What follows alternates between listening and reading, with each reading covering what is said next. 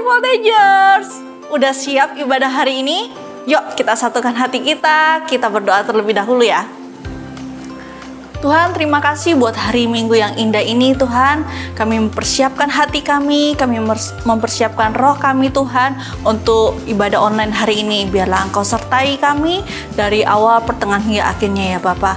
Hanya di dalam nama Tuhan Yesus kami sudah berdoa dan mengucap syukur. Haleluya. Amin. Enjoy!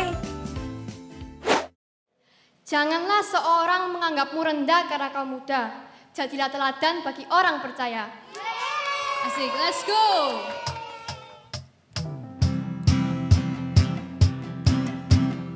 Masih semangat kan semua?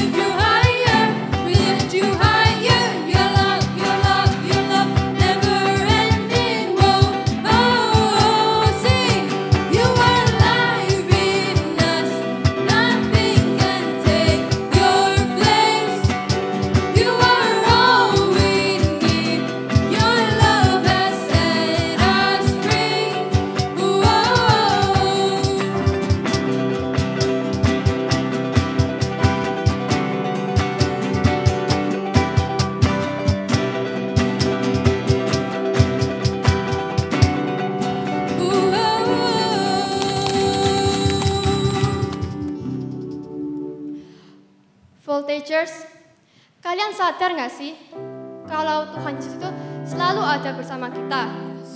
Yesus itu adalah pusat dari segala kehidupan kita.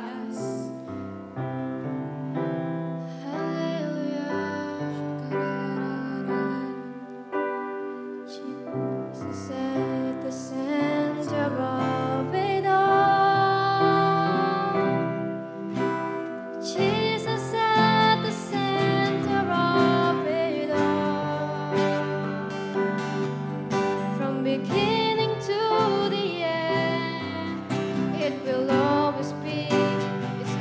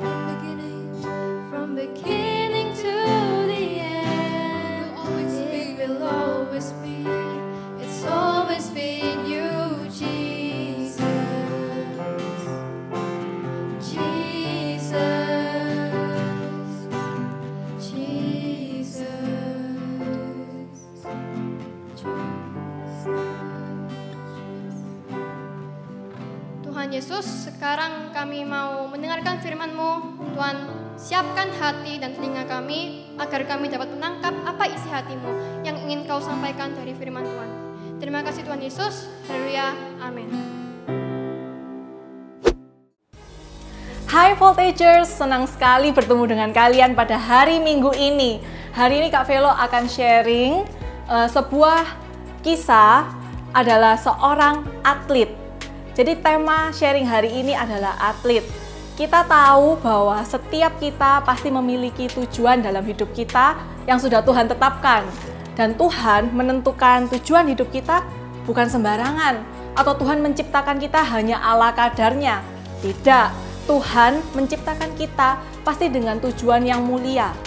Namun tujuan yang mulia itu tidak akan pernah bisa tercapai jika kita tidak mengusahakannya, kita tidak melatih tubuh kita seperti seorang atlet. Mari kita buka di kitab 2 Timotius 2 ayat 1-7. Judul perikopnya adalah panggilan untuk ikut menderita. Kak Velo bacakan ya.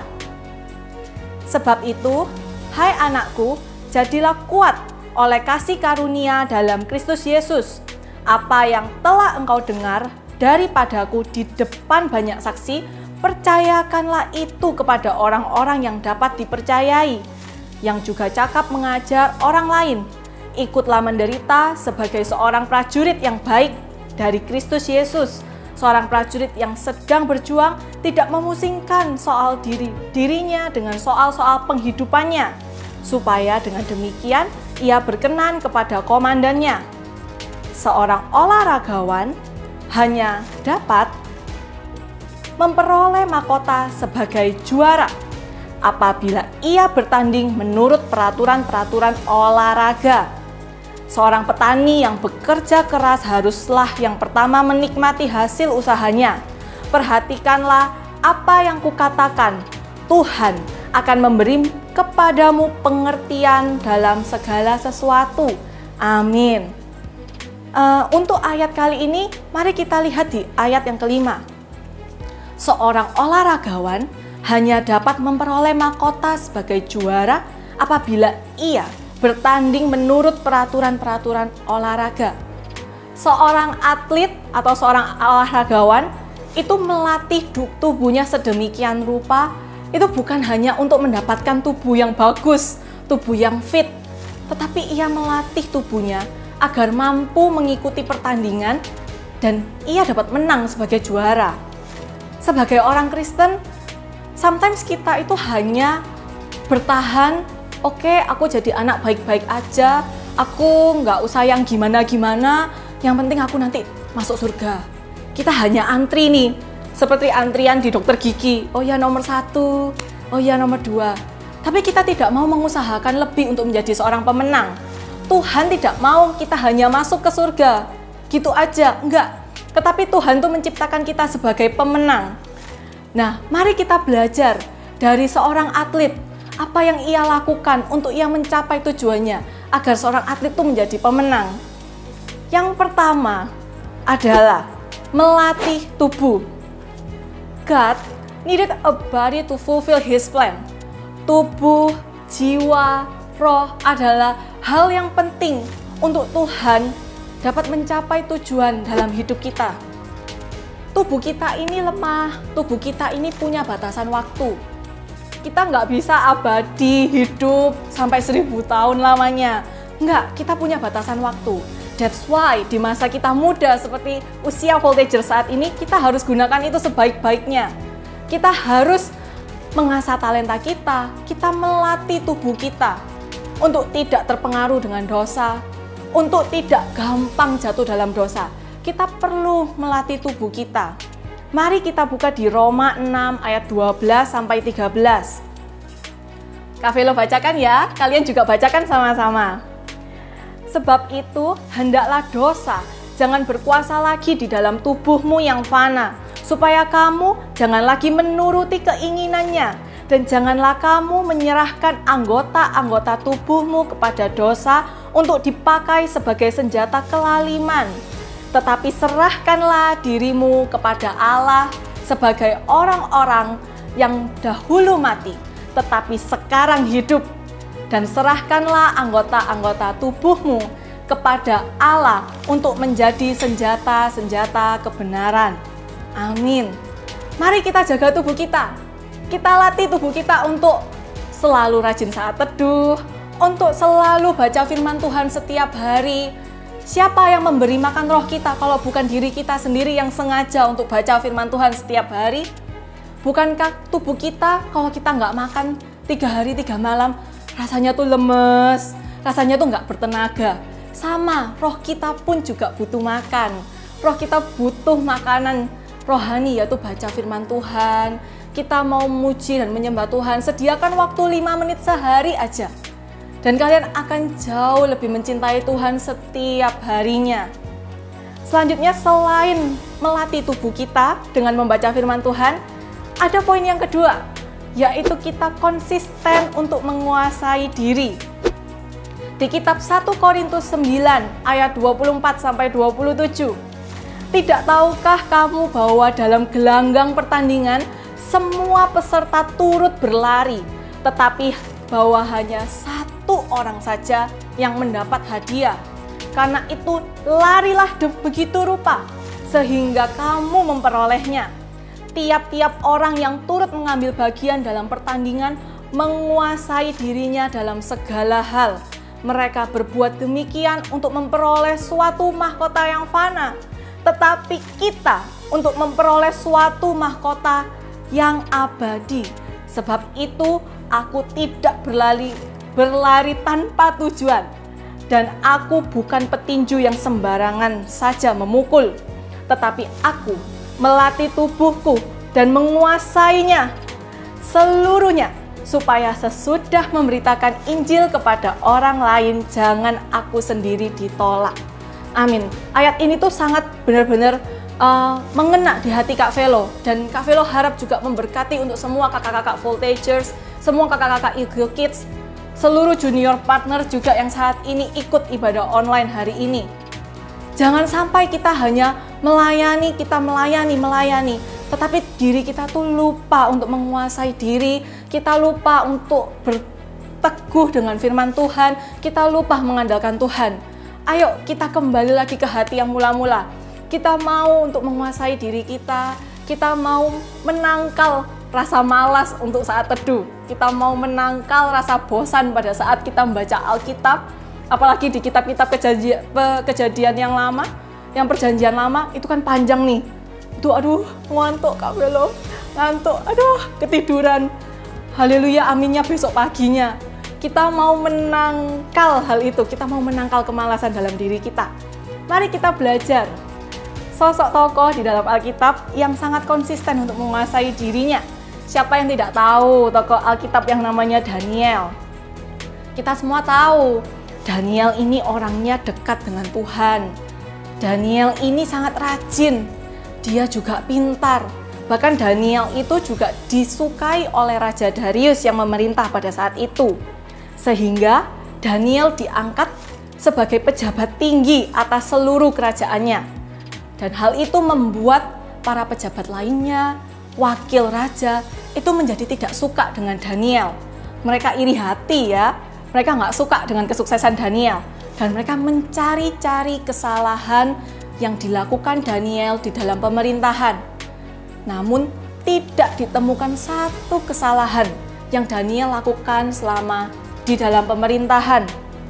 Lalu usut punya usut nih, jadi pejabat tinggi lainnya dan wakil raja itu merancangkan sesuatu hal yang jahat.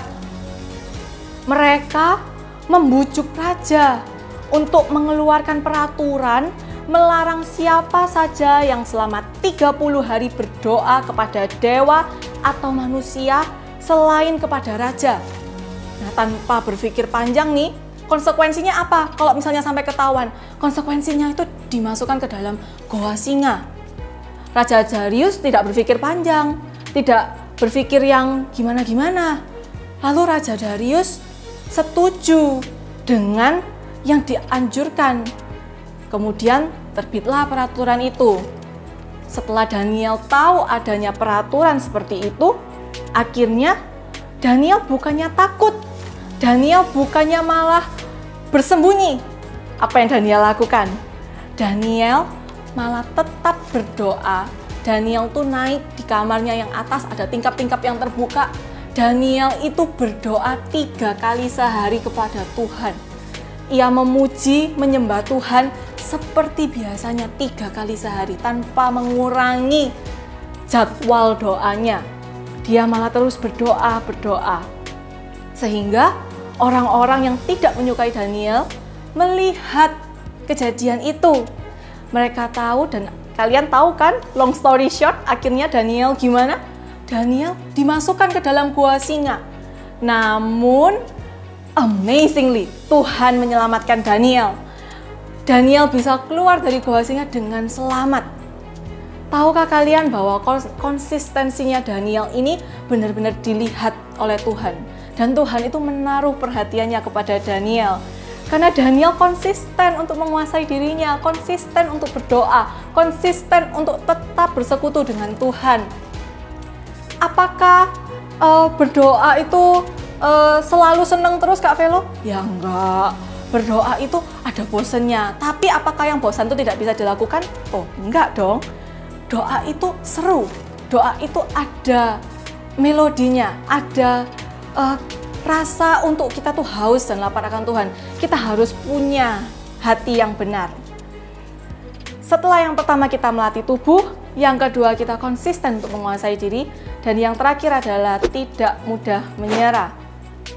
Seringkali Kak Velo dengar perkataan dari teman-temannya Kak Velo juga, "Ih, kamu ya enak banget ya, kamu itu kayaknya kamu tuh nggak pernah susah deh. Kamu tuh kayak nggak punya masalah deh. Ih, lihat tentasi dia. Ih, dia ini kayak happy terus ya, selalu kayak nggak ada susah-susahnya, wajahnya tuh seneng terus, upload di Instagram itu oke-oke terus, nggak pernah sedih-sedih." Tahukah kalian bahwa kita selalu melihat rumput tetangga itu hijau, tetapi apakah hijaunya rumput tetangga itu benar-benar asli atau jangan-jangan itu adalah rumput palsu? Kita nggak tahu. Kita tidak bisa membanding-bandingkan hidup kita dengan hidup orang lain. Gelanggang pertandingan kita itu berbeda-beda antara satu dengan yang lain. Beban kita tuh berbeda-beda.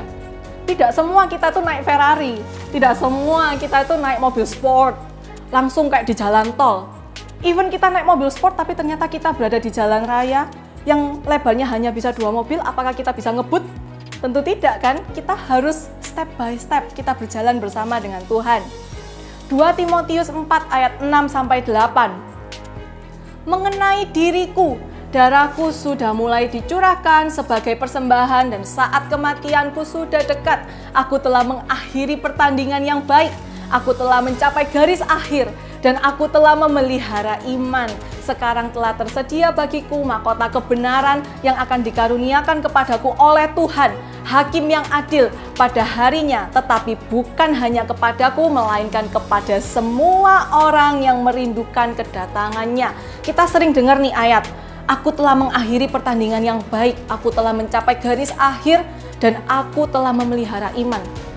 Kita sering banget loh dengar ayat ini, apalagi pada saat kita ada kerabat yang sudah berpulang ke rumah Bapa. Tetapi apakah dengan mengakhiri pertandingan yang baik, seperti bunuh diri, apakah itu benar? Salah.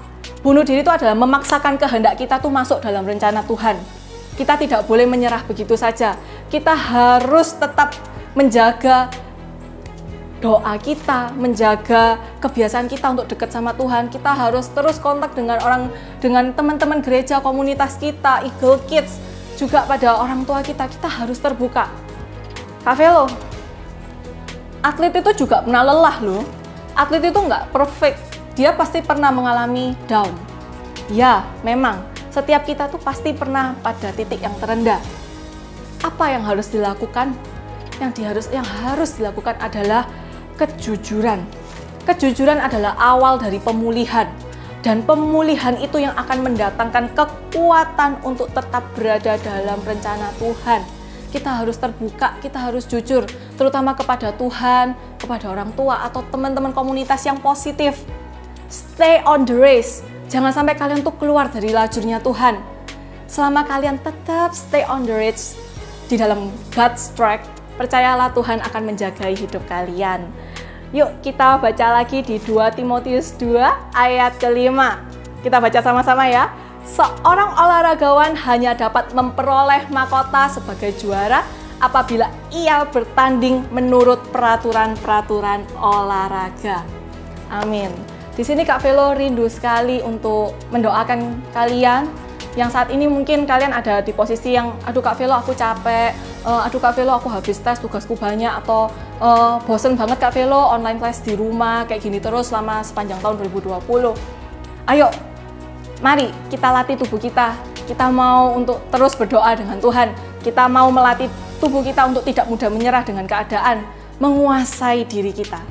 Yuk teman-teman Voltagers, Kak Velo mau berdoa, kita tutup Alkitab kita mau arahkan hati kita kepada Tuhan.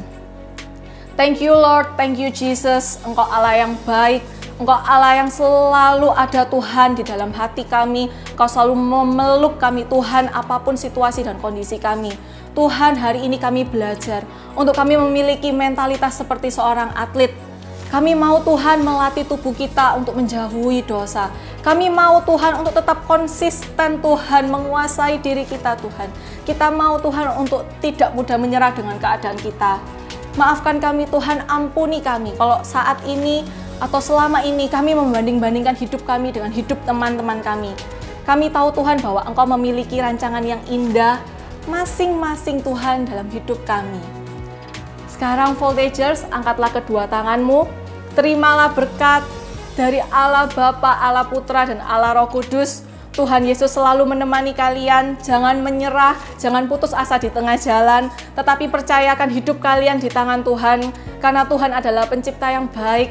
Ia memiliki rancangan yang indah yang gak bisa dikatakan dalam hidup kalian. Terimalah berkat ini hanya di dalam nama Tuhan Yesus. Haleluya, amin. God bless you guys. Ya, ibadah online-nya udah selesai. Tapi sebelum kita mengakhiri ibadah hari ini, kita berdoa buat persembahan yuk. Tuhan, saat ini kami siapkan yang terbaik dari kami Tuhan, untuk kami memberikan persembahan Tuhan. Biarlah apa yang kami berikan hari ini Tuhan, itu mengalir dari hati yang mengasihi Engkau Tuhan. Biarlah persembahan kami Tuhan boleh berguna Tuhan di muka bumi ini Tuhan. Terima kasih ya Bapa. Kami serahkan persembahan kami ke dalam tangan-Mu. Voltagers, angkat kedua tanganmu. Terimalah berkat dari Allah Bapa, cinta kasih akan Roh Kudus yang akan menyertai Voltagers dimanapun berada, dan jadilah berkat dimanapun berada. Hanya di dalam nama Tuhan Yesus. Haleluya. Amin. God bless you. See you next week.